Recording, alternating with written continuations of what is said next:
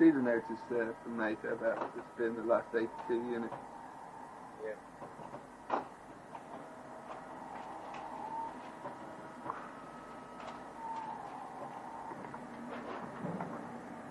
The handover of Border Radar's task has already started, and all that remains in the operations room is a skeleton staff of controllers and assistants handling any last-minute problems.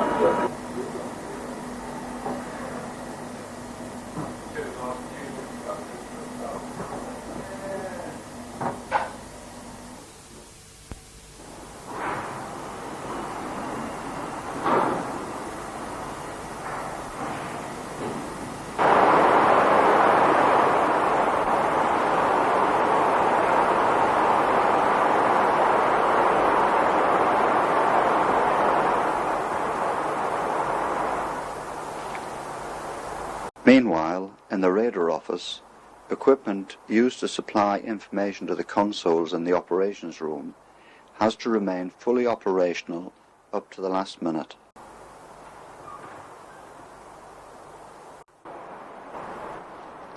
This once top-secret unit was designed for use with the Bloodhound Mark I missile system, which was soon superseded, making this equipment redundant. Shortly afterwards, in 1964, it was modified for air traffic control use, which was ideal for this purpose.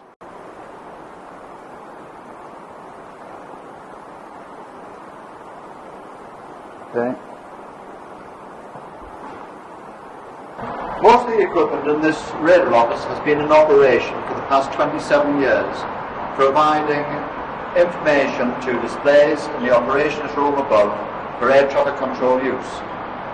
This is the last day of operations for Border Radar.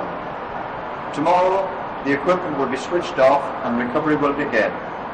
Some of it will be used elsewhere in the service, the rest will be scrapped. The main switchboard distributes the enormous amount of power which is generated in the power bay via the Brentford regulators to supply the valved equipment through the group switch boxes and overhead cables to the equipment racks.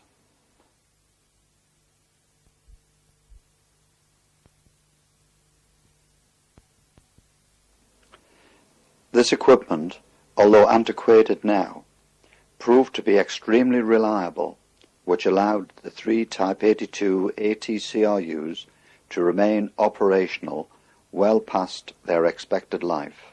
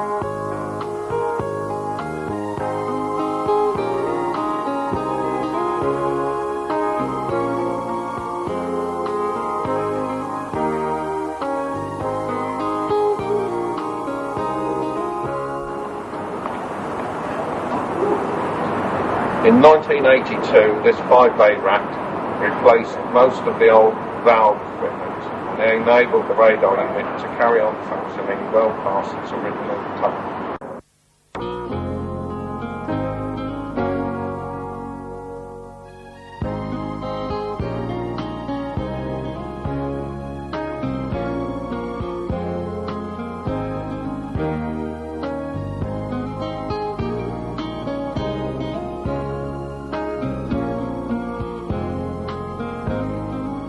The airfield equipment, which brings in data from 2 remote radars, one at Great Dunfell, one at Claxby in Lincolnshire. The data comes in on the 4 modems, it's then fed through into the processor and stored, where it's processed, stored, and then played out through the Plessy interface into the main radar display.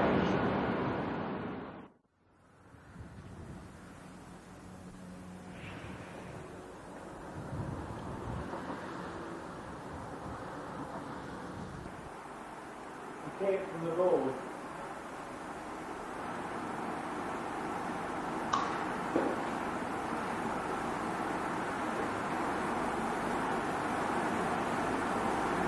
If we switch it off, we'll know where to go. It's still hot right now. Yeah, any idea where it is?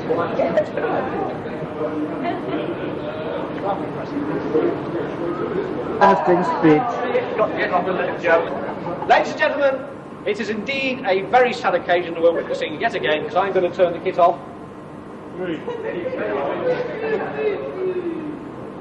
After many, 27 years of operation, the Type 82 system is at long last coming to an end. And it is with great pride that I do this small task. One small task for an OC, one large step for air traffic control. 2, 1, back!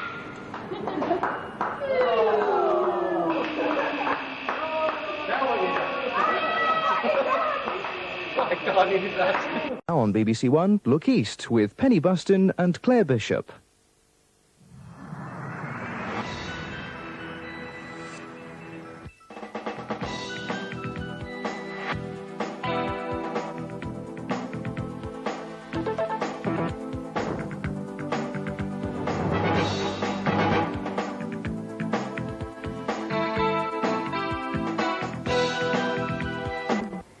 RAF Watton in Norfolk finally ceased operations today. Established on the eve of the Second World War as a base for fighter squadrons, in the 60s it became a radar unit. Today, in a formal ceremony, military and civilian personnel paid tribute to the work of Border Radar. Good afternoon, Border Radar. Hello, London. I'm sorry we can't take the handover. We closed at 12 o'clock Zulu. We handed our task over at 12 o'clock Zulu to Scottish and Eastern Radar. A few stray phone calls was all that was left this afternoon of what was once a busy control room. In its time, Border Radar provided air traffic control to a growing number of military, civilian and foreign aircraft over the North Sea and borders of Scotland and England, monitoring the movement and path of every aircraft and also specialising in controlling air-to-air refuelling. But in recent years, the number of aircraft controlled has dropped, and with the withdrawal of the US Air Force, 3/4 of the work has gone. What remains will now go via bases in London and Prestwick. Although Watton has only been home to Border Radar for 3 years, it was still a sad day. For the first time in over half a century, there'll no longer be any Air Force unit operating at the base. I think probably the saddest thing of all is the fact that the town of Watton is losing its operational station. The support that the town has given the Royal Air Force at Watton here has been terrific over many, many years, and it's very sad that today that town loses its operational station. The official farewell ceremony was timed for sunset. In a speech, Air Commodore Wood paid tribute to the skill and dedication of the unit, and also to the civilian personnel. The engineering team have provided vital backup for the unit, working with machinery that will now mostly be scrapped. Many will be made redundant, but even so, it was a day tinged with memories. We've been grateful for 27 years of employment here, and we've been happy times. We've got a lot of satisfaction from looking after the equipment. As the AOC said, the equipment is rather old, and it has needed careful nursing, and we've managed to do that successfully.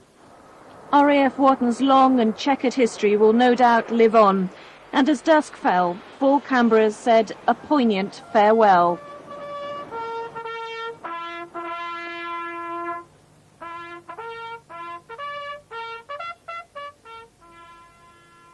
The formal farewell today at RAF Watton.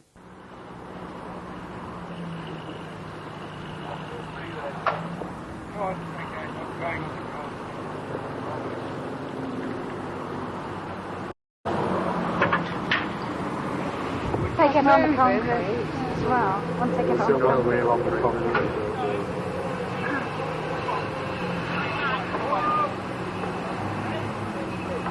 They should roll when he's still going.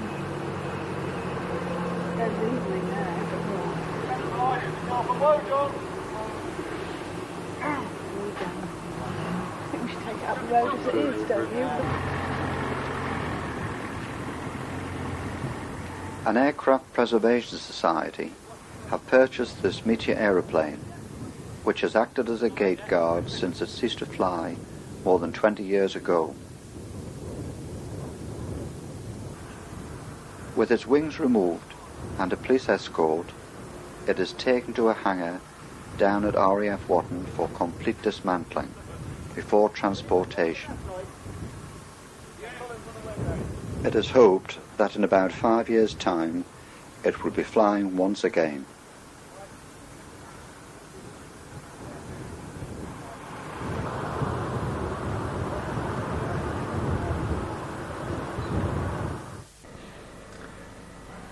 Work has already started on dismantling the equipment.